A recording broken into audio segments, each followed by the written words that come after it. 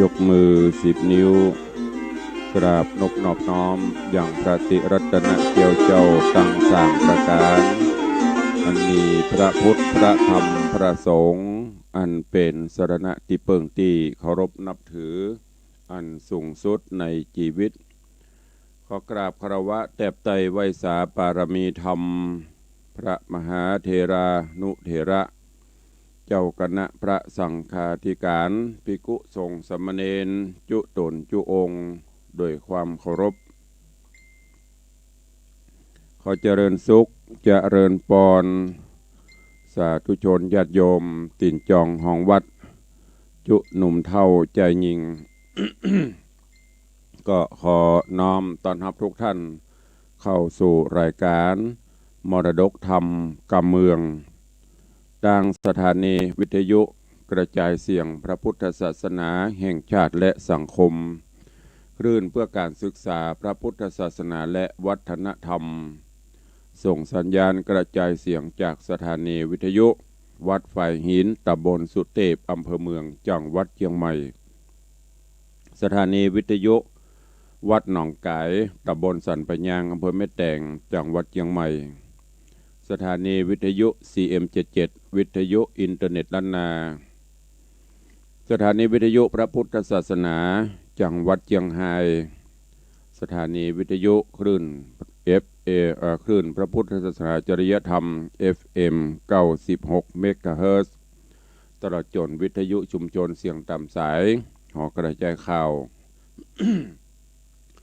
ตามวัดตามวาตามหมู่บ้านต่างๆพร้อมกันนี้ก็ขอเจริญสุขขอกราบถวายการต้อนรับและเจริญปอนต้อนรับญาติโยมที่ได้เข้ามาติดตามรับชมรับฟังกันต่าง Facebook เว็บไลฟ์สถานีมรดกธรรมและของต่าง104ธรรมะคลายเครียด Facebook ของวัดไฟหินตลอดจน Facebook ของญาติโยมศรัทธาที่ได้เข้ามาติดตามเจ้าวันนี้ขอเจริญปอนต้อนรับโยมสุปรณีโยมสุปรณีรูมาบ้าน ม่วงเขียวสันกะแปงถวายการต้อนรับท่านเจ้าอาจารย์พระครูสถิตเจติยรักษ์ท่านเจ้าคณะตำบลแม่แฝกใหม่เจ้าอาวาสวัดเจดีย์แม่ครัวเจริญปอนยมปี้จัญญาฟองศักดิ์ เจริญปอนพินานล่าพินานจรันปิยะจันทร์ดอยซิวเจริญปอนโยมปี้ทัดพิชาสุสิงคำมหารัตนอุบาสกอุบาสิกาน้อมถวายการต้อนรับท่านเจ้าอาจารย์พระครูปลัดวิมลวัฒน์ตุปิโจวัดพวกจ้างเจริญน้อมถวายการต้อนรับท่านเจ้าสิทธิชัยอินทวันโนที่ได้เข้ามาติดตามรับชมรับฟังแล้วก็เจริญปอนคุณโยมทองคำที่วงคำ คุณโยมจังซอยุทธนาห่างดงได้เข้ามารับชมรับฟังกันต่างช่องของ Facebook ไลฟ์วัดวังสิงห์คำอยู่ในเวลานี้วันนี้ต้องขอสุมาอภัยเนอะเสียงอาจจะบ่ค่อยเอื้ออำนวยแล้วก็ตอนนี้ฝนก็ตกกันมาตั้งแต่ตะคืนมาจนถึงเจ้านี้ก็ยังตกอยู่หลายที่หลายตังท่านเจ้าอาจารย์พระครูปลัดวิมลพลตกทั่วก็เป็นบุญเป็นกุศลจะเป็นเยอะครับเวลาที่ วัดจะมีงานแล้วก็เป็นประจำทุกปีวันเกิดถ้าบัดตกก่อนก็จะตกลูนแต่ในระหว่างทำบุญทำงานบันบุญจะบัดตกปีก่อนก็จะเป็นเช่นเนี้ยเมื่อคืนวันดาฝนจะตกก็จะเนี่ยจะได้มันผูกจะมีกลิ่นมีตาลเตบุตรเทวดา ก็โพดภายกับเนอะก็ปรากฏว่าพอ5 โมง 6 โมงเจ้าตองฟ้าก็จะเริ่มเปิดแล้วก็เปล่งใส่ไว้เนี่ยตลอดจนกระทั่งเสร็จงานเปิ้นจะตกจะเป็นเช่นเนี้ย10 กว่าปีตามที่ได้สังเกตมานี่นะ วันนี้ก็เช่นเดียวกันฝนตกมาทั่วฟ้าตั้งแต่ตะคืนเป็นต้นมาจนถึงเวลานี้ถามว่าวันนี้ตุลุงก็เหนื่อยก็ตั้งแต่เตรียมงานก็เริ่มจะเหนื่อยไปเรื่อยๆเหนื่อยขึ้นเจ้านี่ก็เกือบจะลุกบ่ไหวเป็นหยังบ่เป็นหยังแต่ว่ามันเพลียมันเหนื่อยก็จำเป็นต้องลุกด้วยภาระหน้าที่ที่จะต้องทำวันนี้ก็จะเป็นวันตกแต่งดาว วันตกแต่งดาวเตรียมสถานที่เตรียมความพร้อมโยมปีจัญญาน้อมกราบถวายอาจารย์ท่านเจ้าถวายมุทิตายุหลวงแน่เนอสาธุอนุโมทนาวันนี้จะเป็นวันเตรียมความพร้อมทุกอย่างแต่คืนนี้ก็ไล่สดภาพบรรยากาศยามคืนคือครูบาอาจารย์ญาติโยมได้พอกันวันนี้งานทุกอย่างจะต้องเสร็จเพราะวันพรุ่งนี้จะเป็นวันงานแล้วก็ต้องขอกราบประทานอภัยกับครูบาอาจารย์ท่านเจ้าเนอตลอดจนญาติโยมศรัทธาตัวกุปีจะนิมนต์ครูบาอาจารย์พระเจ้าพระสงฆ์นัก100 กว่ารูป100 กว่าองค์เผลอๆบางปีก็เกือบจะ200ญาติโยมศรัทธาก็มากันนักแต่ปีนี้สถานการณ์มันบ่เอื้ออำนวยเนอะก็นิมนต์เฉพาะพระเถระผู้ใหญ่9 ตน 10 ตนก็ต้องขอประทานอภัยครูบาอาจารย์ท่านเจ้าของตัวเองแล้วก็ขอบคุณอนุโมทนาบุญกับทุกท่านเนอะที่ได้ติดตามแล้วก็ได้ร่วมถวายมุทิตาสักการะในงานทำบุญบางท่านก็โอนปัจจัยเข้ามาในการทำบุญบางท่านก็อาจจะมาด้วยตัวเก่าอย่างตะวาก็ได้รับเมตตาจากทางพินานจรัญปิยจันทร์ปนกระบอกว่าจะเข้ามาร่วมมุทิตาในยามค่ำยามแรงวันนี้ บางท่านก็มาก่อนบางท่านก็มาลูนก็เป็นอย่างเนอะแล้วก็บัดเต้าแต่นั้นแต่คืนนี้ก็ได้รับแจ้งต่างลายจากคุณโยมตู่หรือว่าโยมสุรัตน์เสาคำบ้านวิเวกวนารามแจ้งได้ร่วมโมทนาถวายมุทิตาโอนปัจจัยมา500 บาทโยมสุรัตน์เสาคำหรือโยมตู่ซึ่งก็เป็น FC ติดตามถึงวันตัวเองขอบคุณอนุโมทนาบุญเนอะสำหรับท่านที่มาได้ก็จะมาก็ได้บ่มาก็บ่เป็นอย่างเนอะดังที่ตุลุงได้บอกได้แจ้งไปตลอดวันนี้ก็ขออนุญาตประชาสัมพันธ์เตรียมการเตรียมงานคือกับสาธุชนญาติโยมเนาะเพราะว่าวันพุธจะมีงานละแล้วเวลาตอนนี้ก็ล่วงเลยไปเป็น20 นาทีก็มโนราปิ่นแก้วเอาไว้หลังเสร็จงานเนาะก็ฟังกันต่อเกือบจะอวสานละเจ้านี้ขอเป็นรายการพิเศษตักตายอุจา กับญาติโยมศรัทธาครูบาอาจารย์ก่อนอื่นก็ขอบคุณกับคุณโยมบุญยฤทธิ์ยาสมุทรบ้านน้อยสันกระแปงโยมแม่อุ้ยมอนจันทร์ยาสมุทรบ้านน้อยสันกระแปงแล้วก็มีแม่อุ้ยมอนจันทร์คำเนอะพี่นานเอามาถวายเรียบร้อยละแม่อุ้ยมอนจันทร์คำแสงบุญโยมเด่นโยมรัตนาอุ่นแก้วได้ร่วมโมทนาบุญกับต่างวัดขอบคุณทุกท่านตัวเองส่วนท่านที่ จะนำอาหารโฮงทานอย่างมานั้นก็ดังที่ได้บอกเนอะขอเมตตาได้จัดเป็นกล่องจัดเป็นชุดเพื่อที่จะสะดวกและไม่ได้แออัดกันถ้าเราจะไป ตั้งโฮงทานตามปกติมันจะแออัดยัดเยียดคนก็จะไปแน่นแล้วก็เดียวก็จะโดนเพิ่นจะว่าตำนี้เอาดังนั้นก็เมตตากับทุกท่านการสถานที่ต่างๆสำหรับท่านที่จะนำรถดังอย่างมาร่วมรถนั้นก็จะมีสถานที่จอดหิมถนนทางด้านหน้าวัดแล้วก็ที่จอดรถทางหน้าวัดก็จะมีลานใกล้ๆศาลา9 ห้องตาน้ำปิงแล้วก็จะมีบนขัวหรือว่าบนสะพานอันนี้เป็นที่จอดรถยนต์ส่วน รถเครื่องรถมอเตอร์ไซค์ก็จะได้จอดตามบ้านโยมใกล้ๆเวทวัดได้ประสานงานไปเรียบร้อย นี่ก็แจ้งให้ทุกท่านตัวเจ้านี่เสียงแหบๆนะเสียงแหบเสียงแห้งไปมันโดนก็เดียวก็ฮ้อนก็เดียวก็เย็นโดนฟ้าโดนฝนตัวก็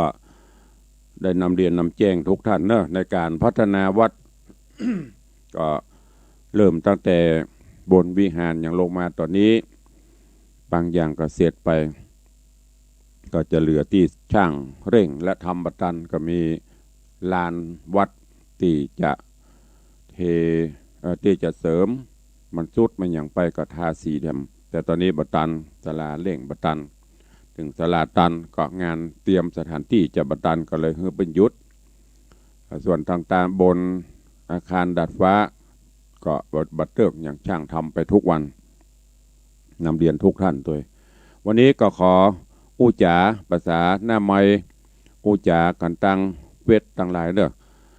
แหมอันหนึ่งตะวาขอกราบขอบพระคุณในเมตตาของท่านเจ้าอาจารย์พระครูปลัดวิมลวัฒน์เนอะตุพี่โจด้วยความห่วงใยแล้วก็อู้เสียวปนเล่นๆไปพ่องก็ตะวานี้ได้ส่งพัตตาหารเพนขนมพัดมาม่า10 กล่องน้อมมาถวายเป็นอาหารเพนก็ขอกราบขอบพระคุณตัวก็ได้อันนั้นเนอะเลี้ยงกันตัวพระเจ้าพระสงฆ์ที่บนมาช่วยงานเสริมเติมกันไปขอบพระคุณเป็นอย่างสูงที่มีความห่วงใยในหมู่คณะสงฆ์เฮาโดยเฉพาะที่วัดพวกช้างนี่เปิ้นจะทำ ภัตตาหารบางเทีก็จังหันเจ้าไปถวายวัดในเขตตำบลจังการตำบลไหยามุนี้แล้วก็หลายตำบลอยู่ก็ต้องขอกราบขอบพระคุณเป็นอย่างสูงเนอะกับท่านเจ้าพระครูปลัดวิมลวัฒน์ตัวใครจะอู้จะเอ่ยอย่างวันนี้กับตุลุงรู้สึกว่าวันนี้ไอเริ่มเสียงแหบเริ่มก็เลยนั่นแหละหูตัวถ้าเตดไปเดี๋ยวมาจากแฮมไฮไปจะเป็นที่ลำคาญก็เลยวันนี้เป็นบรรดาก็เลยขออู้จ่าตักตายกับญาติโยมทางหน้าไมค์ก็ดีทาง Facebook ก็ดีเนอะเข้ามาวันนี้โยมพี่หมอมัทนาอัมพันธ์เข้ามาแล้วโยมปี่จัญญาฟองซักเข้ามาแล้วก็มีท่านเจ้าพระครูสิริวชิโรภาสฝนตะปูนตกเนาะตอนนี้เพิ่นถามฝนตกก็ครับตกตั้งแต่ตะคืนนั้นนะทุกปีอาจารย์ตกตะคืนมาจนถึงวันนี้ก็เริ่มสั่งซาละก็เดี๋ยวก็หยุดละหมู่ว่าที่อื่นจะหยุดประยุทธ์หมู่ว่าเนอะแต่ที่ในวัดวังสิงห์คำนี่จะเป็นเช่นเนี้ย10 กว่าปีแล้วก็โยมตู่กำลังเข้ามาตะกี้แจ้งไปแล้วเนอะประชาสัมพันธ์ไปแล้วเปิดรวมมุทิตาคืนแจ้งมาแล้วก็จะได้รวบรวมปัจจัยจากลูกเลี้ยงเอียงคำ ลูกศิษย์ลูกหาของเสด็จป่อทำก้าเปิ้นจะได้เอามาถวายมรูนร่วมสมทบกองทุนนิธิก็ต้องขออนุโมทนากับโยมตู่ล่วงหน้าเนอะจะได้ต่อได้ก็ได้สุดแล้วแต่จิตเจตนาศรัทธาของคุณโยมแล้วก็ลูกเลี้ยงเอียงคำตัวกราบขอบพระคุณท่านเจ้าอาจารย์พระครูปลัดเนอะท่านพระครูปลัดวิมลวัดพวกจางบอกรักษาสุขภาพด้วยนะครับ ก็พยายามนะครับเนาะดูแลรักษาอยู่แต่ถ้ามีงานมีการเนี่ยมันถึงต้องเต็มสตรีมห้ามเมยห้ามไข่ห้ามห้อยห้ามหอง จะมีเตรียมเพื่อมันพร้อมอดเอาแฮมวันนี้วันพุกมันคือก็จบละเจริญปอนแม่บุญปันขยุดก็ขึ้นเติมนะวันเลยมาแจ้งเฮ้อญาติโยมศรัทธาแม่วันนี้ก็เลยบัดเตะละวันนี้อุจาประสานน้ำไม้ก็เปิดไปไหนก็ได้ไปไปไหนเดียวเป็นยังแม่ส่งบุญส่งใจมาเนอะก็ไม่ได้ไปอ่ะส่งก็ต้องมาเลิกไม่ใส่บาตรหรอนี่ใส่อยู่มาอยู่ไม่ได้ไปงานก่อนไอ้ฝนวันนี้คงไหวมาหน่อยนี่ตกนักตั้งแต่ว่าละเป็นยังมาตื้อยากูปีอะ เจ้า ขอบคุณเนอะอนุโมทนา เจ้า สา เพ ธุ ราะว่าโอ้ไม่ตอนหนูเกี่ยวประตานเพื่อน เออ นักเนาะ เมื่อตอนนักมาเจ้าหลาย เจ้า ขอบคุณบุญรักษานะแม่เนอะ อันละครนี่คืออายุมันควรยืนอายุเราไว้ฝ่ายเนอะสมัยสาว30 ปีมาเนอะ สาธุขอบพระคุณเนอะแม่เนอะ ใจนะเจ้า สาธุขอบคุณโยมแม่ปันมีงาน อันนี้ก็โยมแม่โยมพ่อใจโยมแม่ปันโยมปีจงรักก็รวมมุทิตาถวายปัจจัย2,000 บาทขอขอบคุณนะโยมแม่เนอะก็เช่นเดียวกันคือพ่อใจคือแม่ปันโยมปีจงรักมีสุขภาพพระนามัยสมบูรณ์แข็งแรงตอนนี้ตังใน Facebook เข้ามาก็เพิ่มเติมมีโยมแม่ครูเหรียญทองจันทีโยมลักษณะเกตดีสาธุเจ้าโยมแม่ครูเหรียญทองสาธุเจ้าเจริญปอนยามเจ้าเนอะวันนี้ขอให้ร่ำให้รวย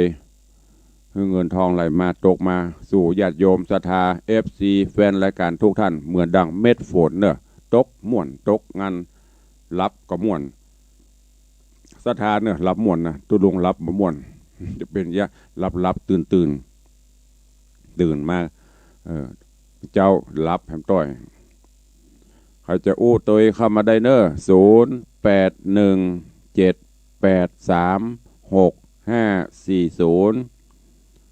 เข้ามาได้ตังวันนี้ขอเป็นรายการ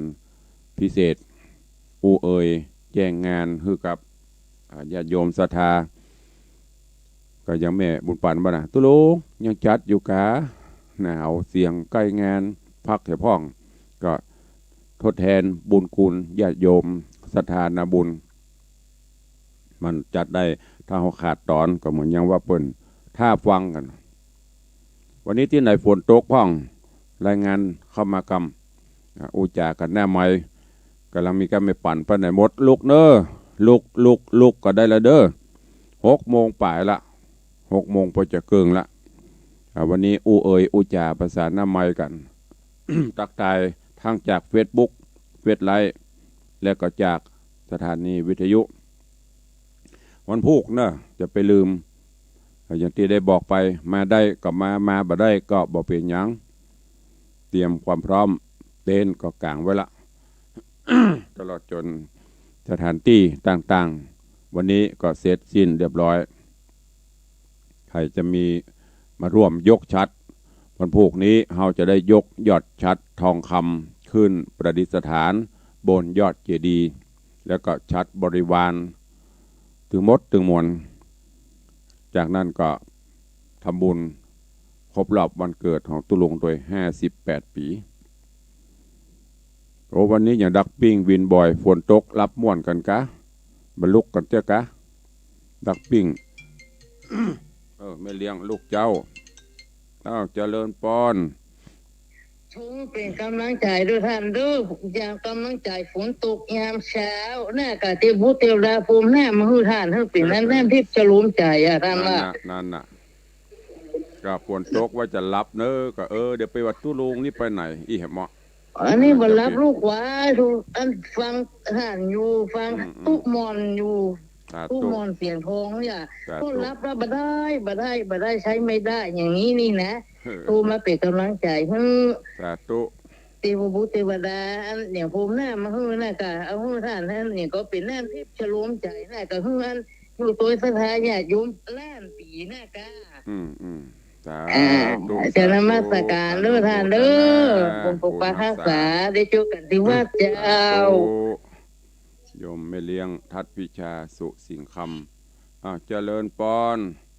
เจ้าวิชาเจ้าตุลุงให้ชื่อป้าฝากแข็งแรงเด้อสาธุ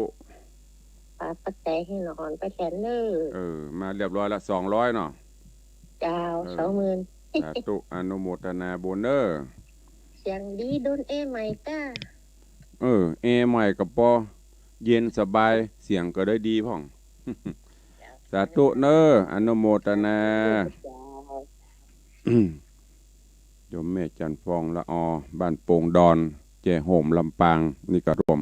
มุทิตา100ร่วมกันเตดแหมร้อยขอบคุณอนุโมทนาเนอะเอาใครจะอู้จะจ่าจะเอ่ยกับตุลุงเนอะวันนี้เข้ามาได้0817836540แม่ครูเหรียญทองเธอใส่บาทอยู่กะการตุนอันท่านจานเตดไม่ได้กระตัดเนวเปิ้นมาใส่บาทหรอเลยไปใส่บาทใครมีอันใดจะอู้จะเอ่ยตัวเข้ามาได้เนอะ เอาเจริญพรอนุโมทนาบุญด้วยเลิศลุง อนุโมทนาบุญหยัง วันเกิดท่านพระครูนะกะ อ๋อสาธุ เจ้าแม่คำอ้อนสนใจเปล่าเนอะ อนุโมทนาบุญรักษาเด้อ กลางไปละ สา เจ้า ธุสาธุ เจ้าบุญกับบุญจูเนอะอยู่ดีมีสุขเนอะ สาธุขอบคุณครับโยมแม่คำอวนโยมแม่อวนโยมแม่คำอวนถ้าโกนกิจเมืองเป้าขอบคุณอนุโมทนาก็ได้โอนปัจจัยมาร่วมตัวละวันนี้เจ้านี้ได้อำนวยอวยพรให้ทุกเจ้าก็ขอพรนั้นปิกไปสนองให้แม่เนอะอยู่ดีมีสุขเหมือนกันทางสถานีวิทยุใครจะอู้ตัวตุลุงเข้ามาได้เนอะ0817836540ใครฟังอยู่ที่ไหนทางใดเข้ามาตักตายกันหน้าไม้ได้วันนี้ขออนุญาตกับท่านผอ.เป็นรายการพิเศษได้อู้ได้จ่าได้ดูสภาพก็ มันเกตไปจำไวเสียงแหบเสียงแห้งเจริญปอนฝนตกขนาดนั้นพอดีผมล้างโต๊ะนี่นี่ก็ตกตามถูกลูกละเธอสำลักใจเด้อวันเกิดยืนยาวตกเช้าวันษาจบของลาบน้อยตุเนอแล้วก็สถาไปมุมเด้อสาธุอนุโมทนาหลวงพ่อถาวรวิริยาจากลำปางก็ไหวแค่วันนี้มาไออยู่แค่พ่องไอเตื้อแล้วงานก็ไอ0817836540เข้ามาเป็นกำลังใจกันยามเช้า มีก่อนตั้งหน้าเพชรหน้าไม้ตอนนี้จอดอยู่ที่สถานีของแม่ครูเหรียญทองจันทีก็เข้ามาคือกำลังใจในยามเจ้านำเจ้าฝนตั้งได้ตกแห่งพ่องลำปางก็ตกเนาะเชียงใหม่ก็ตกก็แสดงว่าคงจะครอบคลุมพื้นที่ที่การตกวันนี้ เจริญปอนปเลี้ยงธนวัฒน์ไว้สาครับครูบาท่านเจ้าทั้งหลายที่เข้ามาดูมาชมท่านพระครูเอาเนอะกำลังใจFCทั้งหลายตัวเนอะไว้สาครับดีใจที่ได้ยกยอดชาติแล้วเนาะเทพบุตรเทวดาเพิ่งกับผมน้ำมนต์น้ำมนต์ทิพย์ครับน้ำมนต์ทิพย์แต่ว่าทองคำยอดพระได้ทองคำแต่ว่าจะล้างว่าวันนี้จะล้างปูนล้างเฮ้ละเนี่ยปูนล้างอย่างนี้ว่าจะล้างวันเดียวนี้เพิ่นล้างเฮ้แล้วเนาะสบายอกสบายใจผู้ช่วยนักดีผู้ช่วยเทวบุตรผู้ช่วยเทวดาวันเกิดของท่านตัวขอท่านได้อยู่ดีมีสุขเนอะไว้สาเจ้าคณะจังหวัดเชียงใหม่เพิ่นก็จะมาเนาะเป็นบุญเป็นกุศลจะได้ไว้ได้สาแล้วก็มีพ่อครูอ้วนตัวเนาะเสียงทองเพิ่นก็จะมาร่วมทำบุญตัวเป็นบุญของเขาแต่เรื่องมีการมีงานเพิ่นก็ถึงมาแล้วเพิ่นถึงมาร่วมตัวเขาเป็นสาธุนะครับอนุโมทนากับพ่อเลี้ยงสาธุจัดดีตอกดีเฮาก็ที่ดีที่งามก็เพราะว่ามีท่านพระครูของเฮาเด้อจัดดีจัดงามกูสิ่งกูอย่างเป็นสถาปนิกตัวเป็น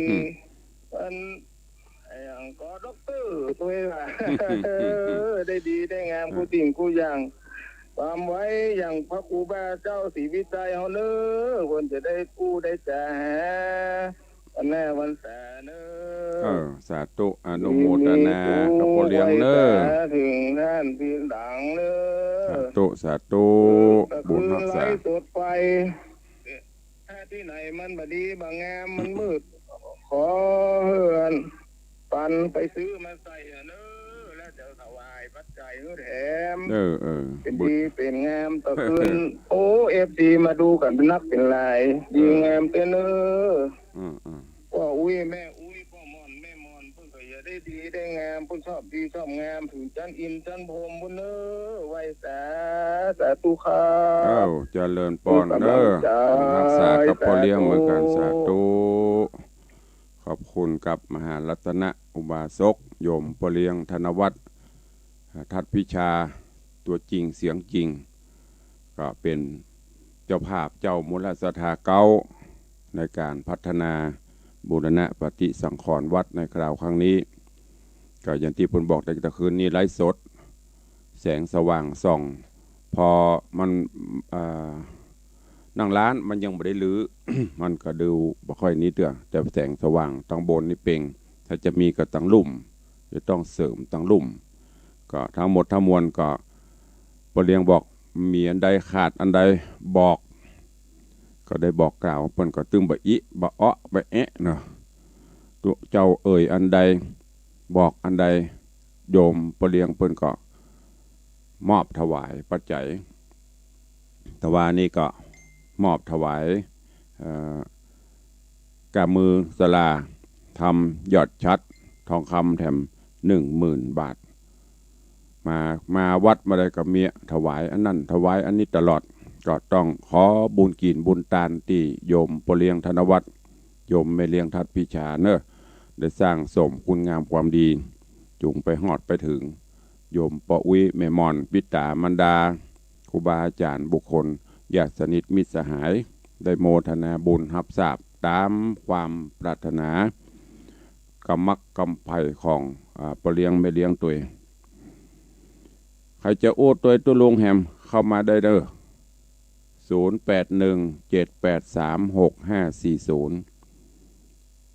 ได้เปิดวันนี้ขออนุญาตตังพอได้ไล่อูจ๋ากับญาติโยมศรัทธาก็ถวายการต้อนรับทุกปีเบสเนอร์แสดงความยินดีตัว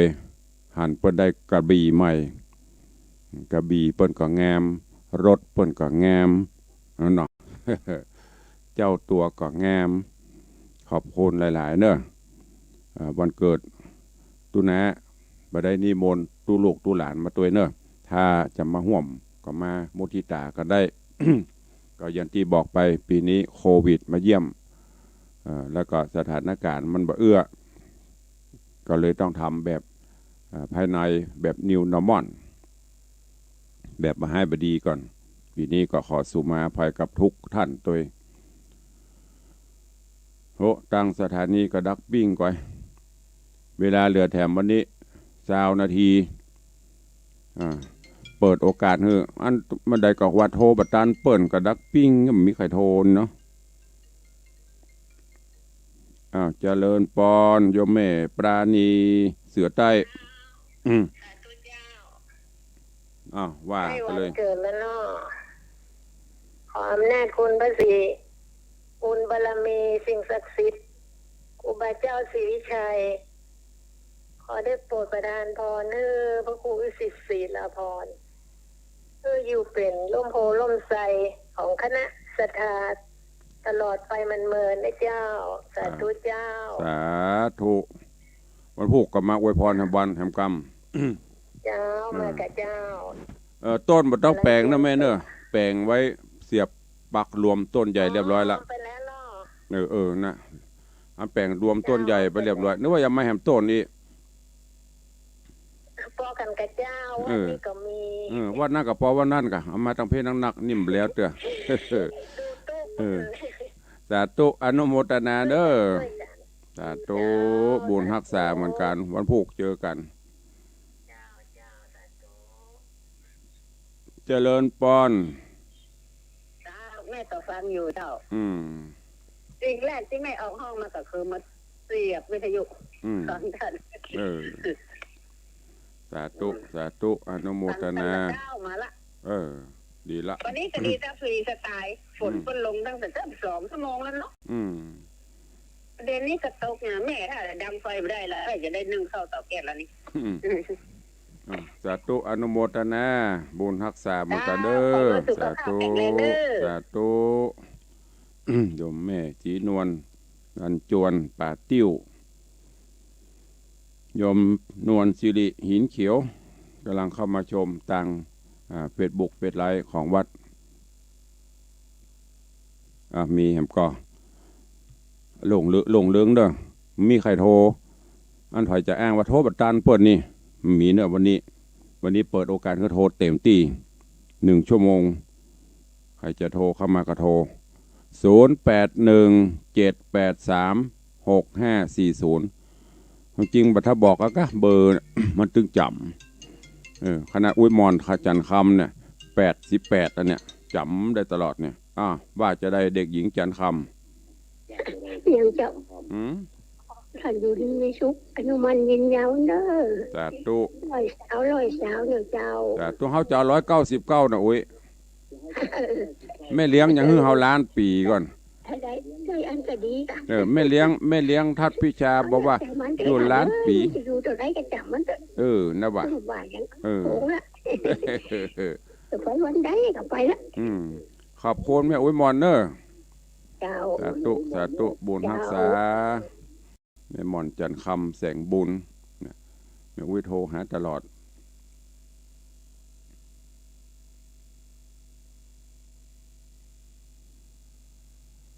เข้ามา0817836540ใครจะอู้จะจ่าตัวเข้ามากราบถวายความเคารพท่านเจ้าครับกำลังจัดรายการวิทยุนี่มีอย่างครับอายุมันขวัญยืนเนอะมีเงินมีทองนักเนอะสาธุได้ประขอที่หลวงพ่อมันทูกจะไปหาครับนิมนต์กับผมว่าเบิร์ตจะโทรหาพ่อไปเวลาใด9 โมงครับ9 โมงครับ9 โมงเริ่มพิธีเจอท่านรองนายกอย่างบอกว่าไปงานมาเกิดเพื่อใกล้ว่ะรองไหนที่ไปคลินิกเพิ่นอย่างคุณหมอเพทายโอ้ก็บอกว่าเราโหกับเพิ่นนะครับพอดีเอาวันสจอ้อมปีนี้เอาเนี่ยแบบพันแบบบรรลัยป่ะเอาหมอกอันนี้จะ10ประมาณ10 กว่าตนวันที่21ครับวันพุธกันพุธครับ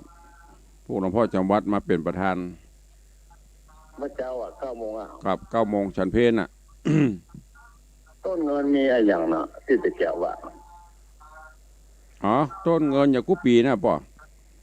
ต้นได้ต้นละ100,000ต้นละ10,000ต้นละพันตามเยอะกะก็ห้องได้ปีนี้ไม่ได้นับครับได้ไปห้องตัวครับเมตตาบารมีปอนเนอร์ครับผมสาธุครับกราบไหว้สาครับสวัสดีครับกราบขอบพระคุณเดชพระคุณหลวงพ่อท่านพระครูสุวิมลธรรมลักษณ์หลวงพ่อวัดลอยเคราะห์กำลังว่าอันกี่เข้างานแล้วหรือว่าฉันเจ้า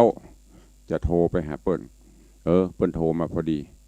ก็ต้องขอกราบขอบพระคุณในเมตตาเนอะหลวงพ่อวัดลอยเคราะห์นี่ก็เป็นผู้ที่มีพระคุณ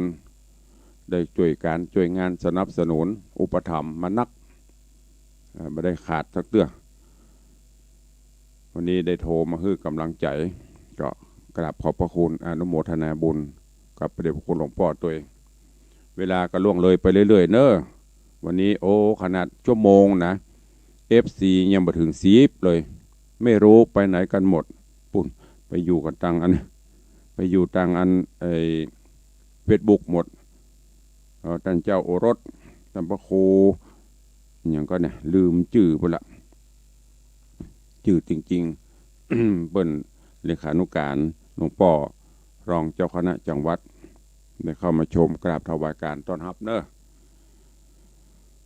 ก็วันนี้เป็นพิเศษปกติแล้วก็ จะได้ฟังน้ำฟังธรรมมโนราปิ่นแก้วข้างแหมผูกปายก็จะจบวันนี้ก็หันว่าใกล้การใกล้งานก็เลยมามาจากับ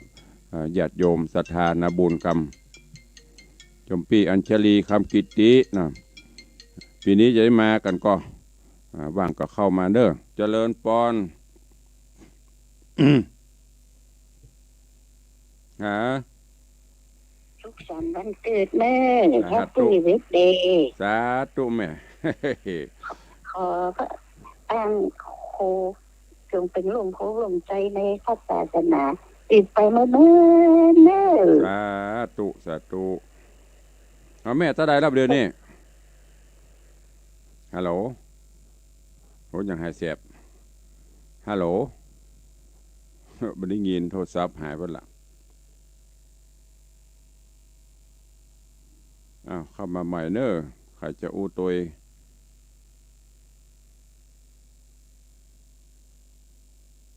0817836540ใครจะอู้ตัวก็เข้ามาเนอะวันนี้เปิดพิเศษเพื่อได้อู้ได้จะอวยพร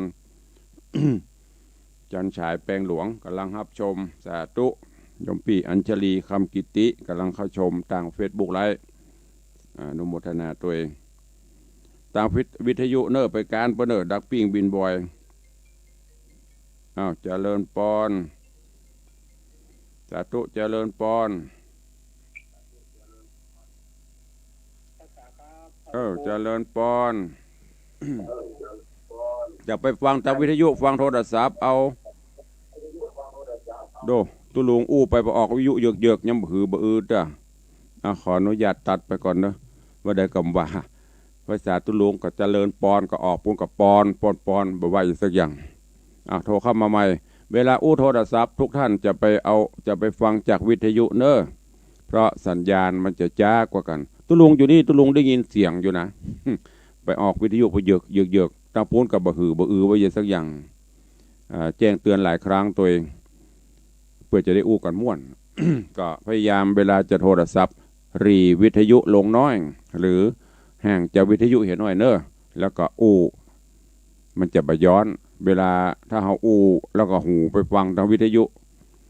ปากทางโทรศัพท์เนี่ยมันบ่หูเรื่องกันเนอะ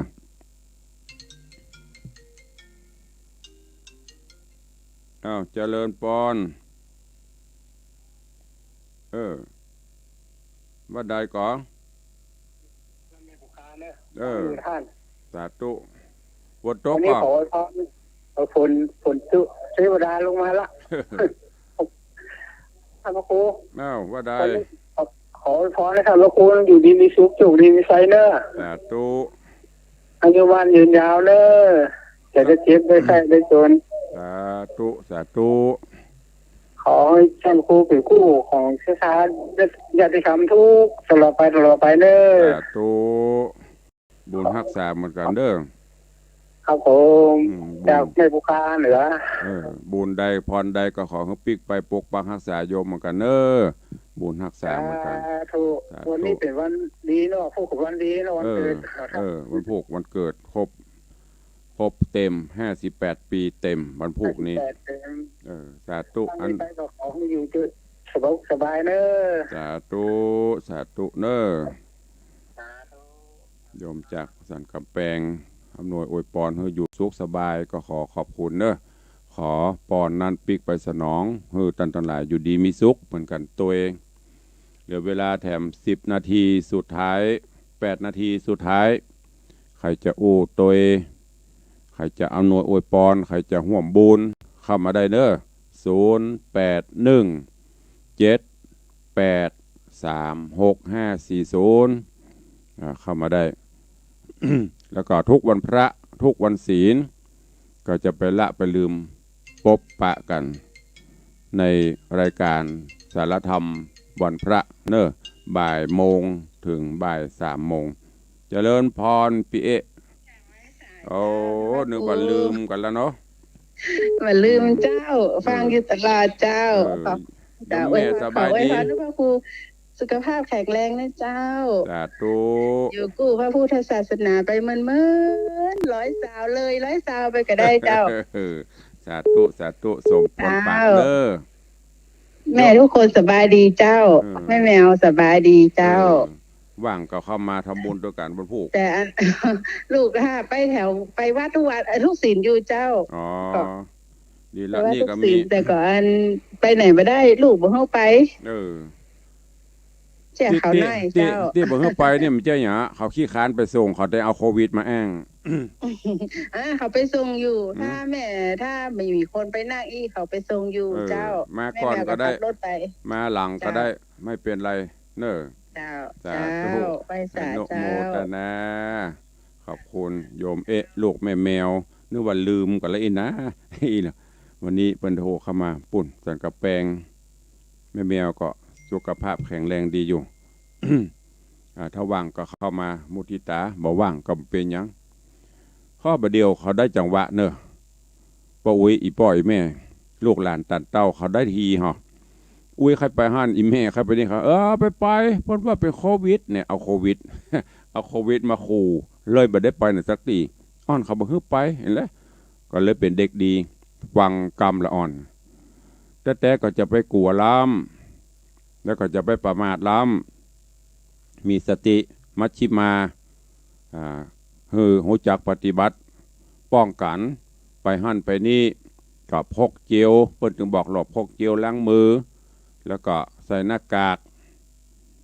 ไปได้ไม่เป็นไรจะไปประมาท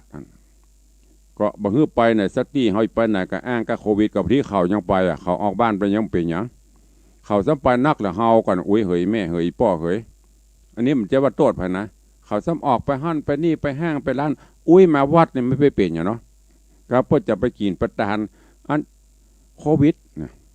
มาวัดนี่หันไปตายสักคนกับโควิดนี่นะบานคัตเตอร์มาได้ยินคัตเตอร์ลูกไปวัดตายอิ่มมินอกจากไปพวกห้างกับเป็นร้านกับไปอย่างพูดก็เป็นอย่างนะอันนี้มันจะวางไปคือบางอย่างก็จะไปกลัวเกินกลัวล้ำกับดีอย่างก็กำโบราณไปว่ากลัวล้ำจ้างตายอย่างนั้น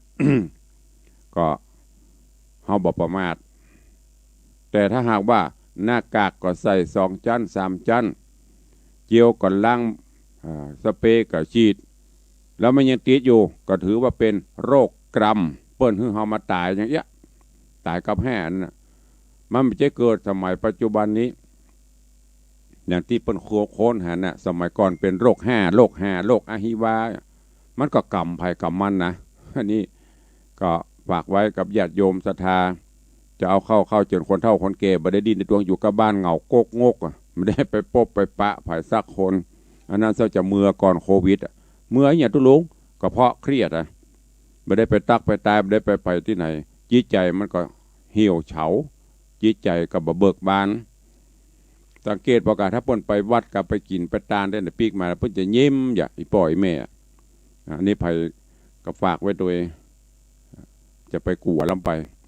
แต่ให้เปิ้นป้องกันล้างมือล้างอย่างให้เปิ้นพกเจียวอย่างเอาใครจะอู้ตัวตุลุงเข้ามาเด้อเข้ามาตอนนี้ไปอยู่กันตังอันเฟซ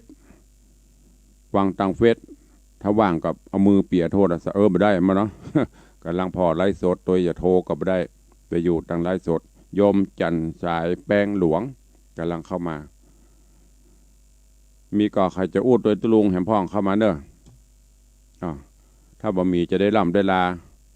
เวลาเหลือแหม5 นาทีมีก็วันนี้เป็นฟรีสไตล์ก็มาแจ้งข่าวสารงานบุญให้ทุกท่านมาอนุโมทนาขอบคุณญาติโยมที่ได้ร่วมโมทนาบุญกับทางวัดวังสิงห์คำใครจะร่วมโมทนาจะได้ก็ตามอัธยาศัยขอบพระคุณครูบาอาจารย์อันมีท่านเจ้าตุปีพระครูประหลัดวิมลวัฒน์ตุปีเบศท่านพระครูสถิตท่านสิทธิชัยหลายๆรูปเนอะที่เข้ามาติดตามรับชมรับฟังมาให้กำลังใจวันนี้ก็ขอนำรายการจากครูบาอาจารย์ท่านเจ้าไปก่อนเนาะตั้งสถานีตั้งโทรศัพท์ก็เงียบปิ้งมีใครโทรเข้ามา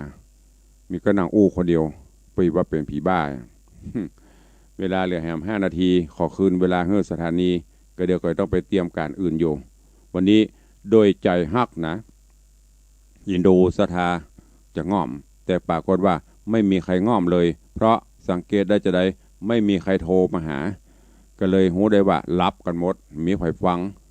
มี 4-5 คนก็ขอนำรายการจากไปก่อนเนาะปะกันใหม่ปุ้นแล้วงานเมื่อใดบ่ฮู้เตื้อแล้วอันรวดแจ้งต่างปอเลี้ยงไปเลี้ยงตัวเองมัน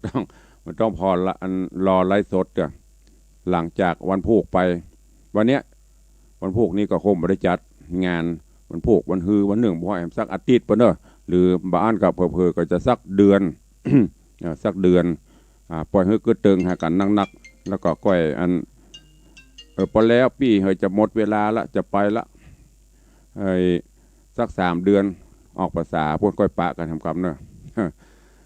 อนุโมทนาขอบคุณทุกท่านทุกคนตัวเองอยู่ดีมีสุขเหมือนกันทุกท่านเนอะจัตตาโลธรรมาวัฏฏันติอายุ